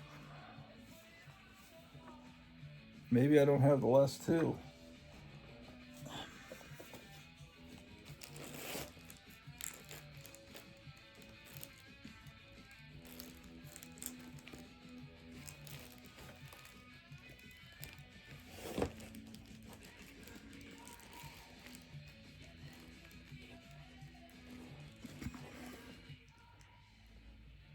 I guess I got this from it. It's still sealed. This is what Ghost Rider became. Spirit for Vengeance. I don't even know what that is. I never bought the comics during that time period. And Johnny Blaze, another Ghost Rider #1. And then I move into Ghosts, which is my childhood. Oh, we've got some great stuff coming up. We've got Ghosts. We got Giant Size Comics. We've got Godzilla, Green Arrow, Green Lantern.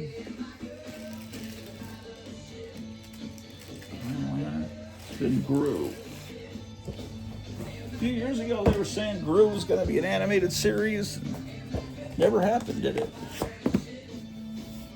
Well, Drew, where'd you go? Drew, where are you? Drew? Drew, you want to go on a walk? Drew the dog was just here. Drew, do you want to go on a walk? I think the weather's probably pretty nice outside.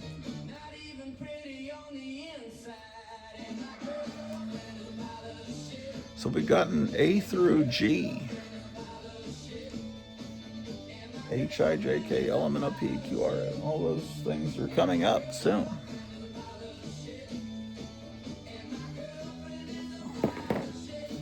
I didn't eat breakfast. It's now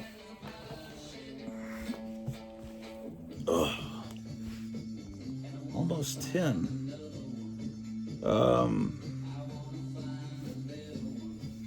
Okay.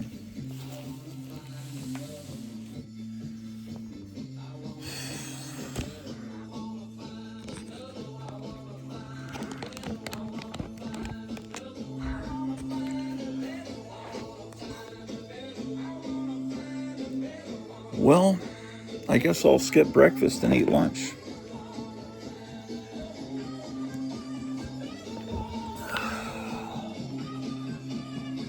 I don't know if this has been the best content going through these old... oh, Gotham City just sent me an attachment. 1 image.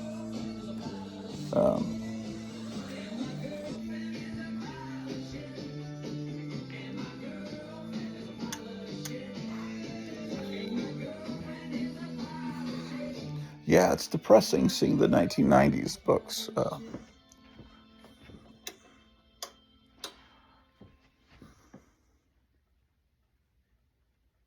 Show every week on ABC TV.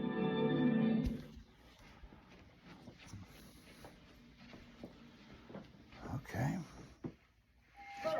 Oh, there you are, Drew. Drew's in her cage from childhood. Drew.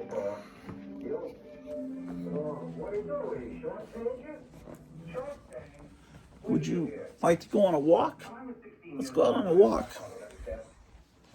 I was going to end the show, but maybe we could take Drew for a walk. Drew, let's go. Well, come on, Drew. Let's go outside.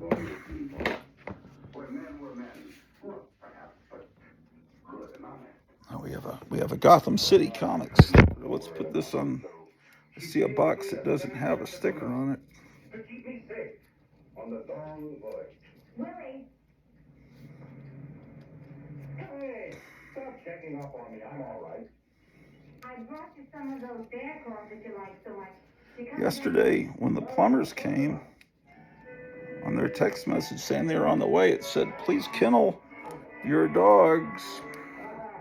Eugene could have done better in his heyday. So I put Drew in that little cage that she's been in since she was, when she was a puppy. That's the cage that we got her. The people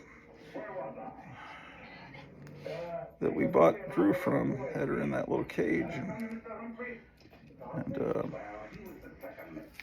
anyway, so I put her in there, and she was really crying. She did not like being in there with the door closed. But anyway, okay, so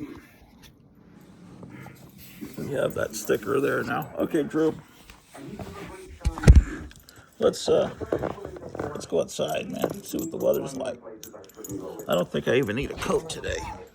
Oh, today's the first day of spring, man. Isn't that right? I think it is, and I didn't even mention that at the beginning of the show. Come on, Drew. First day of spring. Let's go see. Drew, it's the first day of spring. Let's go outside and see what it's like. Sick and tired of looking at 1990s Ghost Rider comics. Come on, Drew.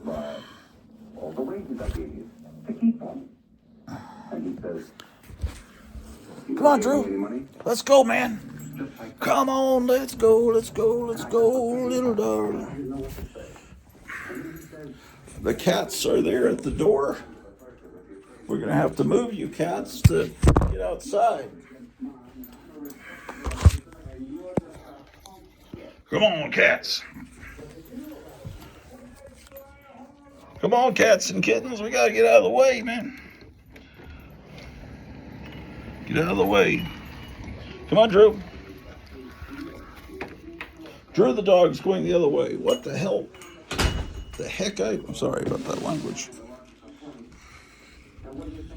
Drew, we're going on a walk. Don't you want to go outside and... She has to be in just the right mood to go on a walk. Drew, we're going outside. Come on, walk. Let's go walk. Come on, Drew. We're going to walk. Come on, Drew. Come on, Drew. Drew, we need to go walking. These paws are made for walking, and that's just what we'll do. One of these days, your paws are gonna walk all over the grass. Let's go, Drew. What is going on, Drew the dog?